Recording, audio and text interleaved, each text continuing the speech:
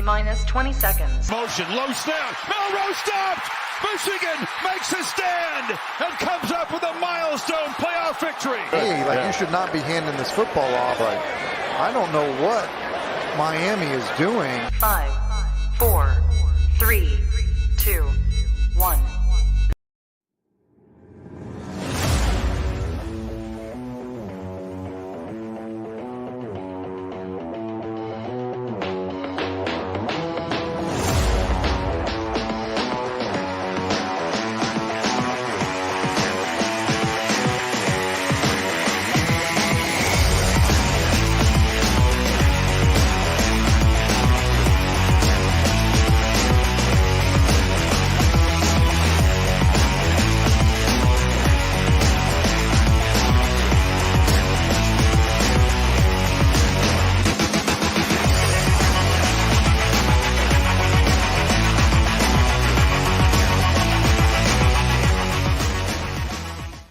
Good morning, everybody, and welcome back for another Saturday of college football.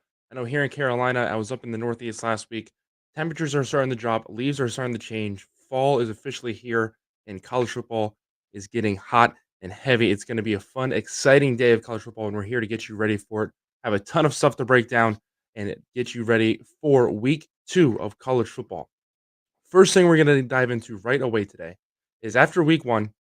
Obviously, there's a lot of talk of teams that are feeling pretty good about themselves, teams that are a little worried about their performances after week 1. So I'm here to give you the panic meter on those week 1 teams that we're talking about and tell you how panicked they should be after the results of week 1, or if they should be a little more relaxed and calm. So let's go ahead and get into this week's panic meter after the week 1 games. First team we're going to talk about today is West Virginia. I have their panic meter pretty high, and this is for the simple fact that their teams or that their fans and a lot of these players believed that this was a playoff caliber team, that this was a team that could challenge for possibly a national championship, a Big 12 title. When if you look back at last season, yeah, they finished the season really strong, but after that first 6 weeks, everybody was begging for Neil Brown to get fired. They were begging for it, and he has a miracle run in the back half.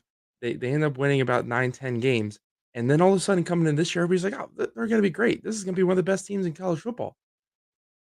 Nothing really changed from that team last season. I still don't think Neil Brown is a good coach. Yet everybody, was believing that they were gonna handle business against Penn State, and they were gonna roll through their schedule. Now, I mean, the reason I don't have it higher is they don't have a horrible back half of the schedule here after that Penn State game, but I just have them on the high end of the panic meter for the simple fact that they were, I feel like, at least a little overhyped here. I don't think they're ready to compete for, Big 12 titles yet. They have the pieces there, but I don't think that the team is fully there at a talent level yet. And again, I don't think the head coach is somebody that can lead a program like West Virginia, um, to the playoffs or to a Big 12 championship. When again, like I said, after the first 5, 6 weeks last year, Neil Brown was at the top of everybody's list of head coaches that were going to get fired or let go at the end of the season. And then they come into this year and everybody's like, oh, he's the greatest coach ever. And he's going to take West Virginia to the promised land. I just felt it was a very weird narrative. I did think they were going to play better last week, but Penn State goes on the road and they handle business in Morgantown. Next team we got is Clemson. Um, Clemson fans, I understand that you're used to the success that you had in the mid 2010s to the early 2020s, but Cade Klubnik is not the quarterback of the future. He really struggled last week in that game. They don't have a very apt downfield passing attack. They struggle to move the ball in large chunks, which is what you need as an offense. Yeah, it's nice to get a couple small plays and slowly move the ball down at times, but when you play a team like Georgia that can score in a hurry, you need to have that ability to push the ball downfield and score points, and they just don't have that. They haven't had that the last 2 years.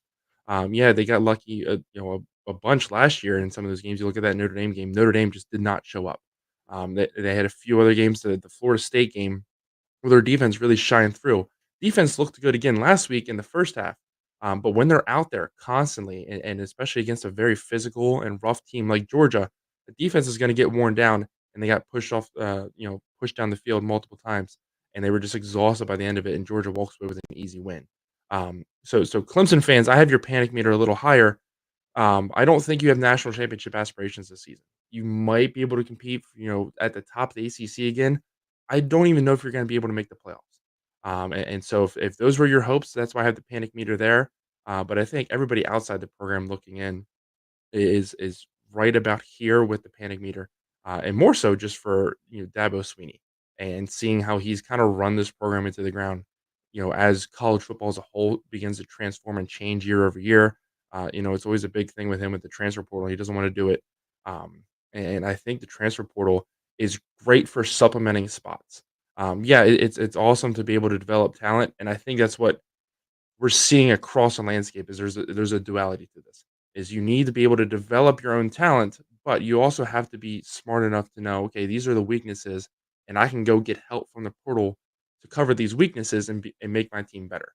Um, and I think it's a double edged sword, and we see it with teams like Colorado and Florida State, who kind of over rely on the transfer portal, and then they start to have these struggles, and it comes back to the fact that, yeah, you don't have these guys, these teams together for 2, 3, 4 years. Everything is thrown together for a season and then it's gone. So you do need to have the development, which Clemson has down. And I think that's why they still have the success that they do. They hang around the bottom of the top 25. They're still towards the top of the ACC, but without that transfer portal supplement, I think that's what's holding them back from getting any further. Next team we got is Texas A&M. They lose at home to Notre Dame. They were a favorite, according to the sports book heading into the game. The reason I don't have the panic meter, any higher, and the reason I have it here is why did people hype up Texas A&M? Why did people believe this was going to be A&M's year? And I'm not saying it still can't be. Who knows? Maybe they turn some things around, in the coming weeks, and they have a great rest of the season. But Mike Elko is a fantastic head coach. I really like Mike Elko. I think he is the guy for Texas A&M. The reason that I'm kind of questioning why everybody was so high on Texas A&M right now is because they lost so many people. Connor Wigman is not a great quarterback. He really struggled at times last year, and we saw it again last week, making poor reads. Not getting the ball where it needed to be, throwing a couple costly interceptions. But Texas A&M will be fine moving forward. Like I said, Mike Elko is the guy. He's going to be a great head coach there. Um, People just really kind of over believed, and a lot of that talent, that Jimbo Fisher there, all those 5 stars, they left. Evan Stewart is not there. The star wide receiver, he left. He went to Oregon. They don't have a fantastic wide receiving core right now. And we really saw them struggle offensively, and it's gonna take a little bit for this Elko system to get in there and get this team rolling. Once he does, I think Texas A&M is gonna be great. They're gonna be competing at the top of college football. But again, it's gonna take a little bit to get there, and so I don't have the panic meter higher just because 'cause you'll be fine going forward. But we kinda overvalued and overhyped A&M a little bit. Next team we got is Virginia Tech. I had the panic meter very high. Brent Pry coming in, he always gets his team off to a very slow start. You think back to the past couple years, losing to teams like Marshall and Old Dominion. And now last week you go on the road to Vandy, and you're supposed to be a dark horse for the ACC. A lot of people really like you. You have so much returning talent, and you go on the road and you just fall flat on your face with a horrible first half.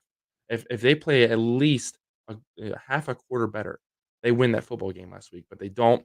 And this seems to be a recurring trend with Brent Pry's teams is that hey, we're gonna really play poorly on the road, especially to get started in the season. And these are the wins that you need to pick up to get momentum to head into the rest of your year. Now, for them, they're back home this week. They get a revenge game against Marshall. I think they will play better, but as a fan of the program looking on the outside in, you absolutely have to be questioning what is going on with Brent Pry and why does this team struggle to get ready for these road games early in the season? And from all these hopes of, possibly competing for the ACC in a playoff spot and all this to losing to Vanderbilt in week 1, it's definitely a wake up call. I would be a little concerned, really concerned actually. But we'll see how they improve going forward the rest of the year, and we'll see what happens there. Next team up, I have Oregon, my Ducks. Last week was ugly. They only beat Idaho by 10 points. They've really struggled in that game, and now they have a powerhouse in the group of 5 in Boise State coming to town. The offensive line looked horrible. They gave up 3 sacks last week. Last season, they gave up 4 total. The running game was not there. They really struggled to run the ball, less than 100 yards running. Dylan Gabriel did a great job improvising and buying some time here and there. Um, also did not make a he had a very high completion percentage, but those incompletions were not the greatest throws. He did throw in the traffic sometimes that his wide receivers were able to bail him out. Wide receivers did also drop a couple balls, so the offense did not look great. Defense looks really good, and they're going to need to have a fantastic game again this week. Boise State's coming in. Genty just had a ridiculous game last week, running the ball, 4 touchdowns, over 300 yards, just insane numbers. And so Boise State is ready to come in and run the football. Oregon needs to be ready to be able to defend that. I think they're going to have a tough game this week. I know the spread right now is about 20 points. We're going to talk about that in a little bit. And so Oregon has started slow before. This isn't the first time that they started the season slow, but kind of the way they played throughout the whole game. They didn't really have any wake up calls, and so I would be a little frustrated because this is supposed to be Oregon's year, right? Dan Lanning has brought in all this talent. He's a hell of a coach.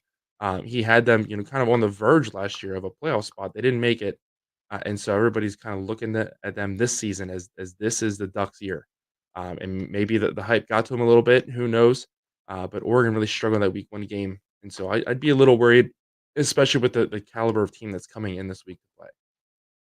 Next team we got is Texas Tech, and the panic meters at full blown scale. Um, Last year they lose to Wyoming on the road, a game that they really shouldn't have lost, and then they have Oregon come to town. They play them close, but they don't win that game, and then they just kind of stumble throughout their season the rest of the way. And then last week they barely beat Abilene Christian at home.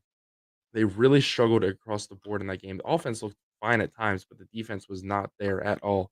And for a team that, everybody, me included, we looked at Texas Tech last year under Coach McGuire and said it was a sophomore slump, just a rough year. They're going to bounce back this year. They got a ton of returning talent, and that was really a team that people looked at towards the top of the Big 12, me especially. And now all of a sudden here they are, and um, they barely beat Abilene Christian, and now they have another difficult game this week. They're playing Washington State, who has a ton to prove as a program. They looked fantastic in their Week 1 game, and Texas Tech is going to go on the road and play them. We all know Wazoo is a very difficult place to play, so Texas Tech is really struggling here early in the season. That's not what you want to see under year 2 of Coach McGuire. Uh, when again people were really looking at this team for 2 years now kind of be towards the top of the Big 12 and lead, and that they're really struggling to do that. So I think you're definitely panicking a lot if you're a Red Raiders fan.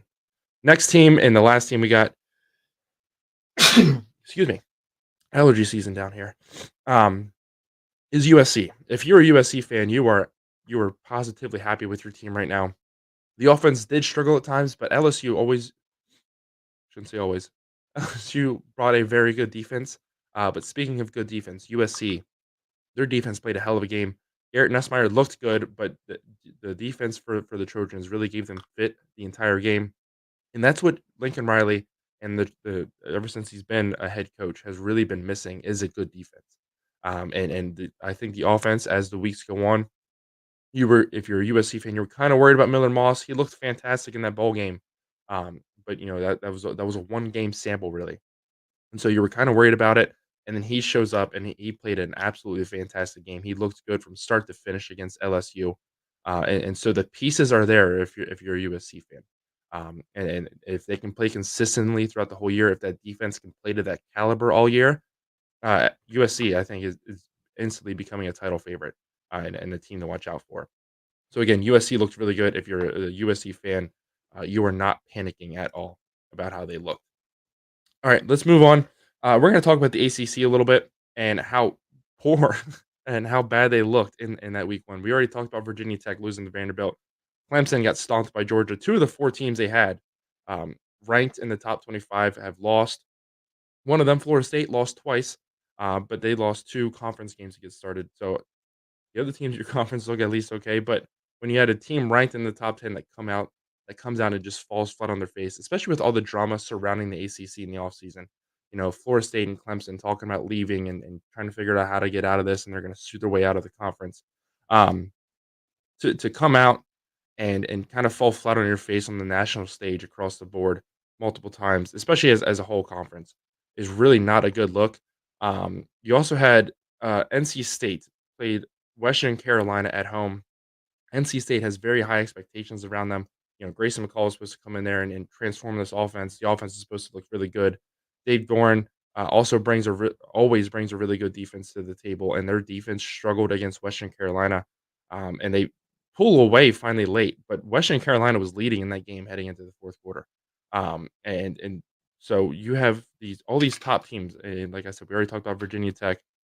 Um, you have all these top teams in the ACC that everybody's looking for to kind of lead the conference as a whole, and every single team just kind of fell flat on their face. The only team that looked really good was Miami, but again, we don't know how good Florida's going to look. It really looks like that team is giving up on Coach Napier. Not to take anything away from the Miami win, Cade Moore looked fantastic, and maybe I've been doubting it for the past couple seasons. But maybe Mario Cristobal has finally got that program where he wants it to be, and he can get them to compete like he did at Oregon. His final few seasons there. So um, the ACC is definitely going to be very interesting to watch, and their schedules don't get easier from here. Clemson plays App State this week. App State, we know, is a giant killer, but they're also a very good football team. And in the way Clemson struggled, it'll be interesting to see if App State can kind of expose those same struggles and keep that game close. But the ACC did not look good in week one. It was a very horrible showing, honestly. And then you had SMU last night. SMU plays BYU at home. First of all, the stadium for a Friday night game was completely deserted, which is always sad to see, especially a Power Five program, one that has very high expectations. Again, we keep talking about the dark horses. SMU is a favorite pick, um, you know, for a lot of people to be the dark horse to contend for the ACC, and their offense that's supposed to be this wonderful, magical offense just did not show up at all last night. And they lose 18-15 to BYU at home. BYU is a team a bunch of people are very low on this season, and so the ACC just had not had a good look to start the year. It'll be interesting to see how they look going forward.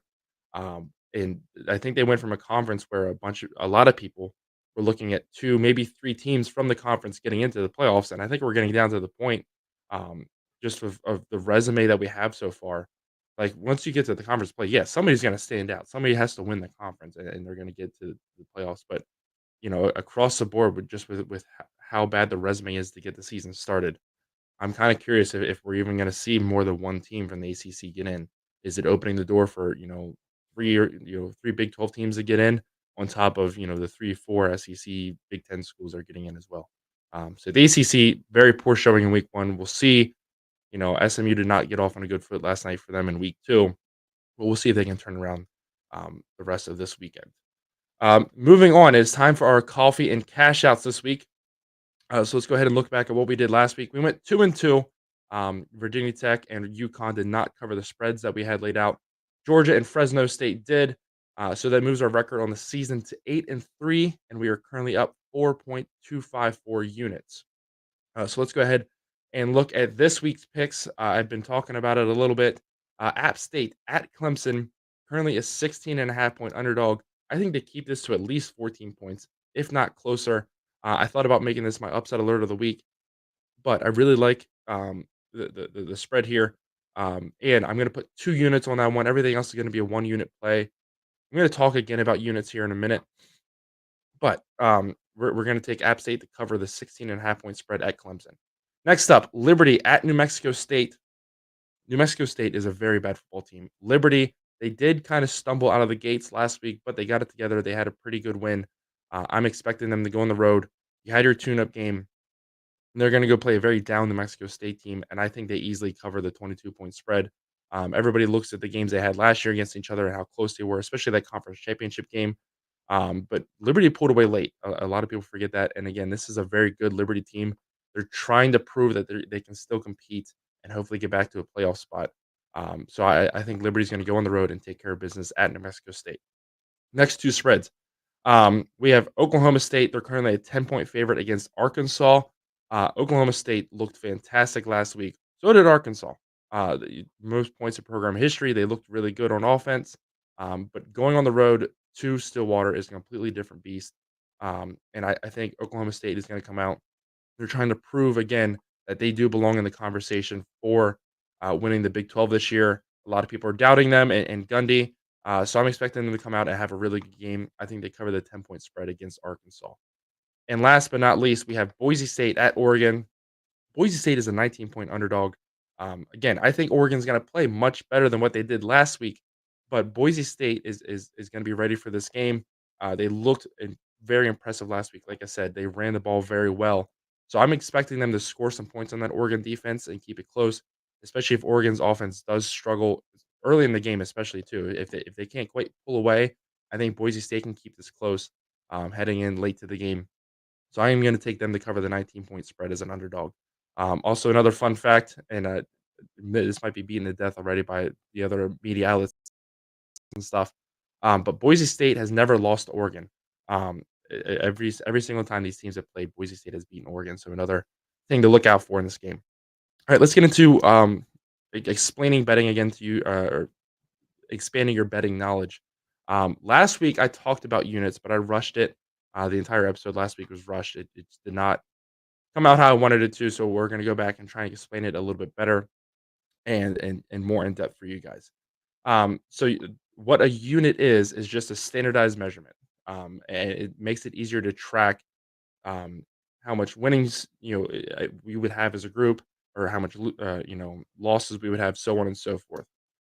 And so a unit for me could be $10. A unit for you could be $100. And as we go throughout the season, and I'm saying, hey, we're up 4 units. To me, it wouldn't make sense explaining all this to say, hey, we're up $40, and you're sitting there like, well, I've been following you. I'm up $350 or whatever it is. So that's why we use units as a whole, so everybody across the board can track their bets easier. And it just simplifies things, especially when you're talking about it in such a broad scope, like we do here every Saturday. And so again, unit, just standardized measurement. It just makes everything easier to track. And 1 unit for me is not the same unit for everybody else out there. I did Google it just to see what else Google could bring up, and they said a standard unit is 10% of your bankroll. Not a horrible idea. The next thing we're going to talk about, I asked my wife what she wanted to know about sports betting, and she said she wants to know what a parlay is. So we're going to break down what a parlay is. And all that is it's just a group of bets to be placed together. So you're going to hear people talk about a 3, 4 multiple leg parlay. And so what you're doing is you're picking 3 different things to happen in a game, or it could be different games or the same game. Um, let's say we took Oklahoma State money line, the Texas money line, and Boise State to cover the spread, and we picked those 3 things, but we put them together in a parlay. So all 3 things need to happen for your parlay to cash. So you need the Texas and Oklahoma State money lines, and then you need Boise State. So if one of those misses, you don't win any money. Um, I also highly recommend. I used to be the person that I would throw a bunch of money at parlays, and because it looks so tantalizing when you put it in, and it's like a plus 500 odds, that you're going to wager $10 and get back $1,500 or whatever it may be.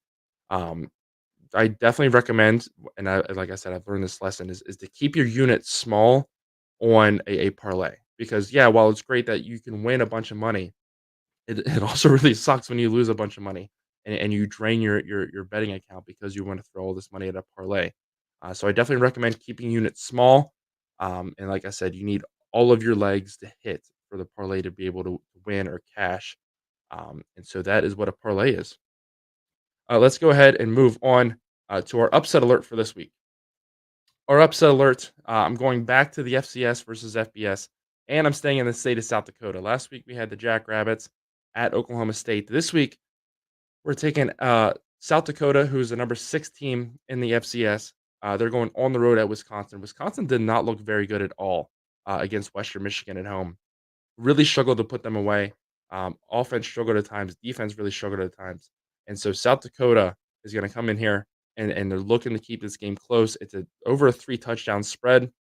I really like them to keep this to a 2 touchdown game, if not even closer. So I am going to take South Dakota on the road as my upset alert against Wisconsin. And now it is time for our game picks this week.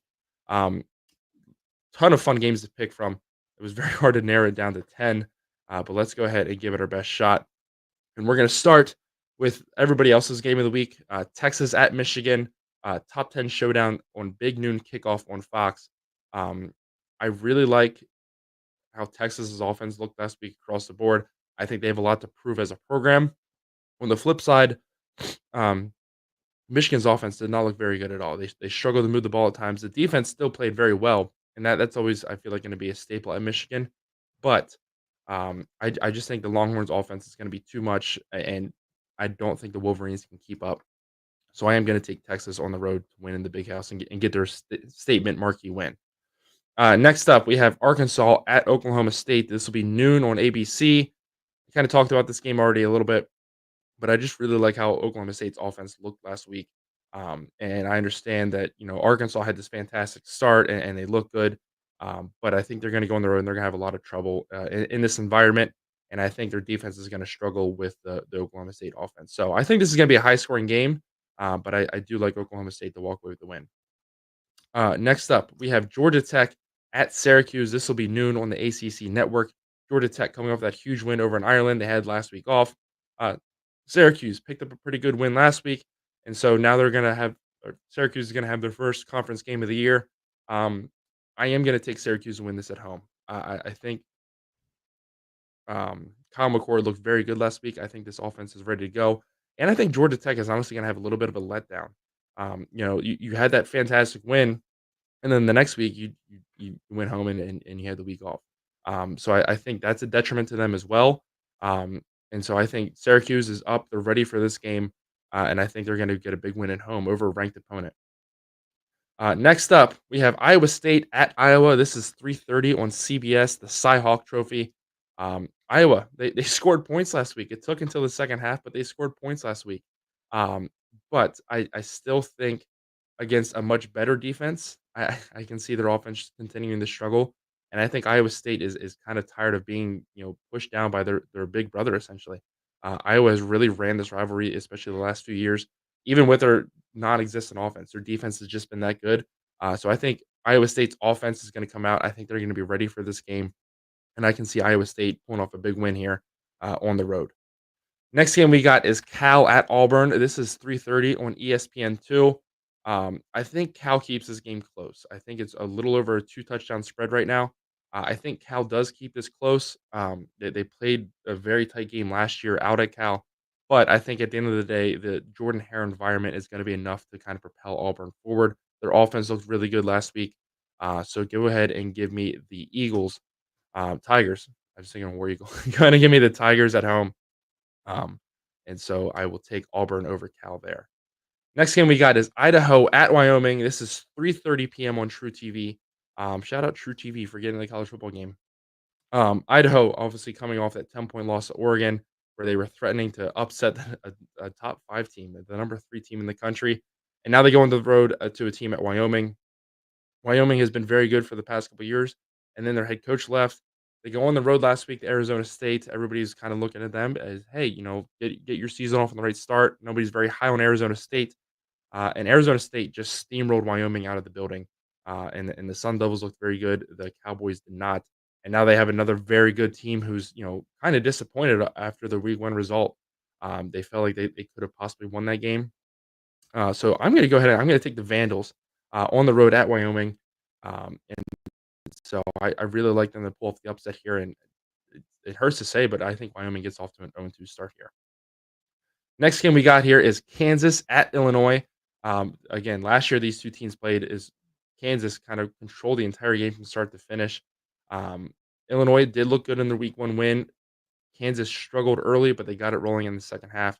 At the end of the day, I think Kansas' offense is going to be just too much for Illinois. Illinois is bringing back their 2012 helmets with the Illinois and then underlined in white, and they're making a big deal of it. They do look good, but I think Kansas just has a much better offense here, very high-powered, and I think they're going to be able to take care of business on the road to Illinois. Next up, right down the road from me here in Charlotte, we have Tennessee versus NC State. This is 7:30 on ABC. I think this is going to be a great game. I think NC State got caught looking ahead to this week, but Tennessee did not. Tennessee looked good in their win. I think their offense is going to be too much for NC State to keep up with. We saw last week NC State had spurts of playing extremely well on offense, and then they had times where they did not play well. You can't play like that against this Tennessee offense, who I think is just going to be able to click left and right. And so I'm going to go ahead. I'm going to take the Vols on essentially a road game. I think that this is going to be a very packed NC State crowd. Did see a lot of Tennessee plates around the area though, so I think it's going to be a fun environment. But I am going to take the Vols to win this game over the Wolfpack. Next up, we've talked about it a little bit already. Oregon struggles last week. They dropped from 3 to 7 in the AP poll, and Boise State is now coming to town. This is 10 o'clock on Peacock. Um, I still think Oregon takes care of business. I'm still going to take the Ducks. I do think, like I said, this game is closer than everybody else is looking at it, though. It's currently a 19-point spread on the sports books. I think Boise State can keep this close, especially with the rushing attack. I think that can definitely eat up a lot of clock. And we'll definitely have to see if Oregon's offense has fixed a lot of their issues, especially on the offensive line there. So I'm going to take Oregon to win the game, but I do think Boise State covers. And time for our 10th and final game. It'll be the game of the week. We got Colorado at Nebraska, the rivalry renewed. 5 seconds left. Ball is knocked down and it's intercepted by Sue. Sue at the 15, at the 10, at the 5, and he will score. Play action. Ponces looking deep towards the end zone. Tony Brown. He got it. Right for a pass, got it wide open, all for a touchdown.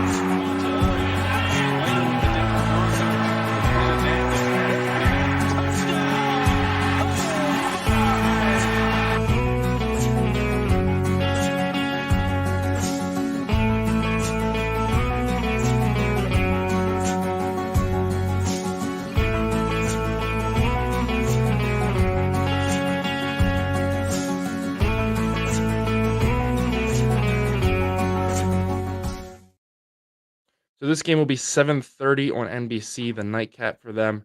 Um, I th- I'm really excited for this game. I'm glad that it's been being played on a more regular basis, and I hope that continues moving forward. This is one of the greater Big 12 rivalries that we've been missing, and it's been very hit or miss over the last couple of years. I love when these two teams play. And we talked about Kansas a little bit ago.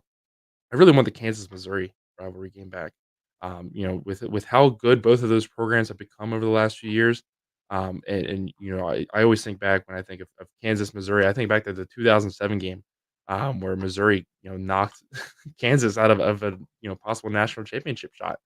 And so the old Big 12 rivalries, or the Big Eight, um, those are the rivalries I think I miss the most. And so I'm excited to see this game under the lights at Nebraska. I think this is going to be an insane crowd. The state of Nebraska has been starving for this football team to be competitive and at the top of the college football landscape for so long. Ever since they joined the Big Ten, they had those first couple years. They were still competing for the Big Ten championship, but for so long this state has been desiring a good football team. I think they got it this year. Colorado, they did look much better than what I think people anticipated them to in week one. The offense definitely had their struggles against a very good North Dakota State defense, and their defense still found ways, have mental lapses, let wide receivers run wide open, let a quarterback scramble go for 30 plus yards for a touchdown. And so with that, with how good Nebraska's defense looked last week, I think their offense plays very well, but I think they still sputter at times, but not turning the ball over 5 times a game like Sims did for them last year in this Colorado game, and how tight that game still was even with all those turnovers. I really like Nebraska to keep this close. Excuse me, not keep it close. I like them to kind of pull away a little bit, and I think Nebraska gets a huge marquee win at home over Colorado, and I think they start their season 2-0. So that'll do it for this week's episode of Out of the Tunnel. We thank you guys as always so much for joining us, and we're excited to be here to get you guys ready for week 2 as it gets ready to get rolling. Like we said, fall weather's in the air. It's almost here, and so as the temperature continues to drop, college football action will heat up and get better and better each week. And we'll be here every Saturday morning live at 8 a.m. Hopefully you guys join us, and we will see you guys in the next video.